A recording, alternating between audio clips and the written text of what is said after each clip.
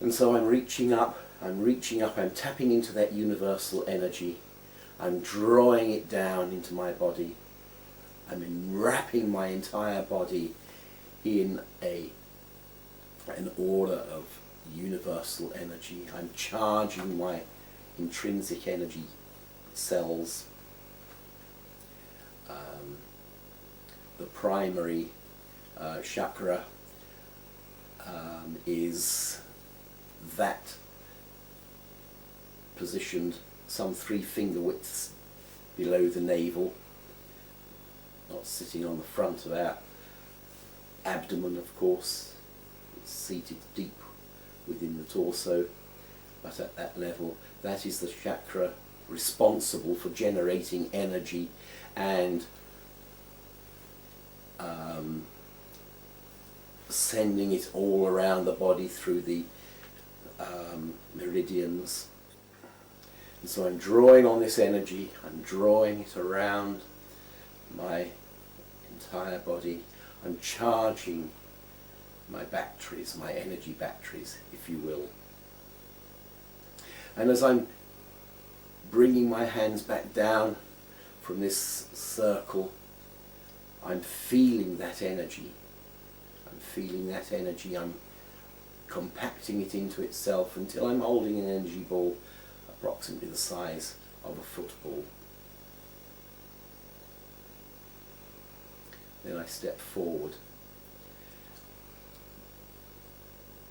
I don't just step forward, I'm very mindful of the processes of stepping, of shifting my weight, of taking my weight up onto my left leg, and again maintaining a completely erect position, then allowing my right foot to move into position very carefully, being very mindful to maintain perfect balance by sinking, flexing the knee and sinking into position as I step, and then take up the weight again on the right foot without perceptibly shifting the vertical position of the body.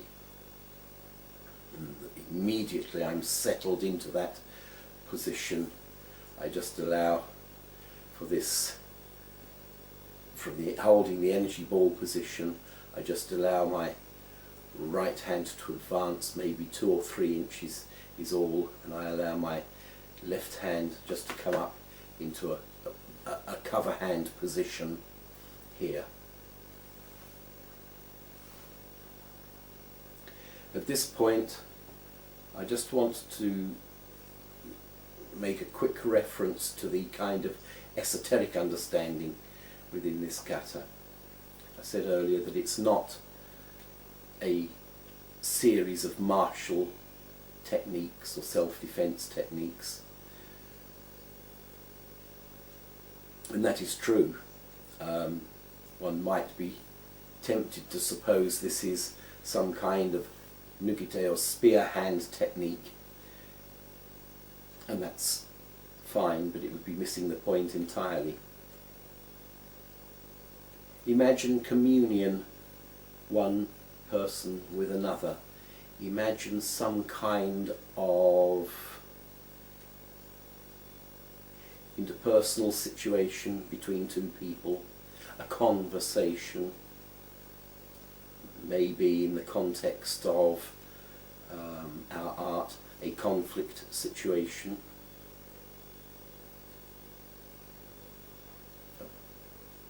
Maybe an argument, maybe just a healthy discussion in which 2 people are expressing different opinions.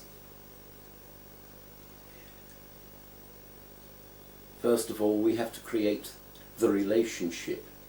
Maybe I have not met this person before, and so in the moment there are 3 lines of communication going on, and those 3 lines of communication are always in my mind. On the first encounter, the first line of communication is what we see.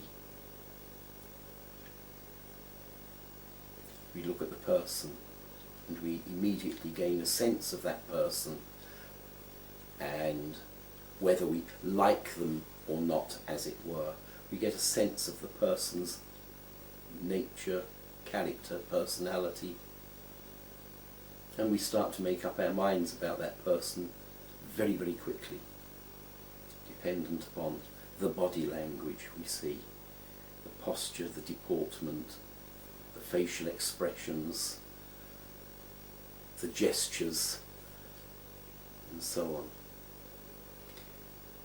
The visual component of communication.